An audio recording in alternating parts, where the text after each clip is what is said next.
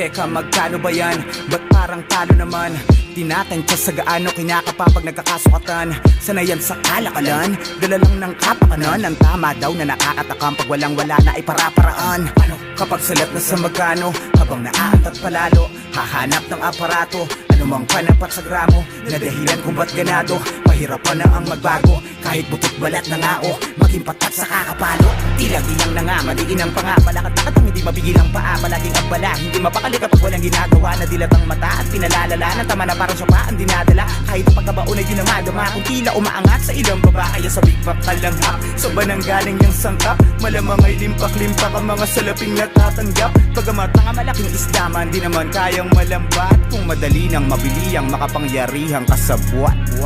Sino ba ang tunay na celerin? Sino ba ang tunay na celerin? Sino ba ang tunay na celerin? Silang pumupuksa o baka sila rin? Sino ba ang tunay na celerin? Sino ba ang tunay na celerin?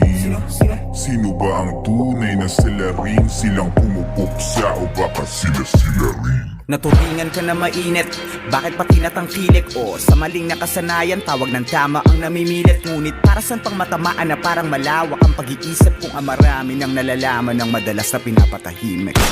Di mapigil ang hayok, malabo nang makatanggi sa alok. Inaabot ng hating gabi, daig pa nagtitinda ng balot. Nakakayamot na kahit maraming pinapanagot. Bakit ganon? Hanggang ngayon madumi ang tingin, maging sa napatunayang gamot. At anumang tinumo, mahirap magpakasiguro. Sa panahong tinutuluyan, maging kasalukuyan ang sumuko. Kahit mali lang ang naturo, o kung sa inosente na patutok, ay ililibing na lang sa kasinungalingan na asunto. Kung sa natitira na mabubuti pa mananatili ang saludo. Ngunit hindi sa mga pinahintulutan na namas naging abuso. Kaya ingat sa halik ni Judas, baka ikaw na ang inuuso. Walang maumautak pag dinaan ka sa palitulo. Pakituro. Sino ba ang tunay mong kakampi? Sino ba ang tunay mong kakampi? Sa panahon ngayon mag-ingat ka kasi madali nang magturo tapos ang hirap tumanggi. Sino ba ang tunay mong kakampi? Sino ba ang tunay mong kakampi?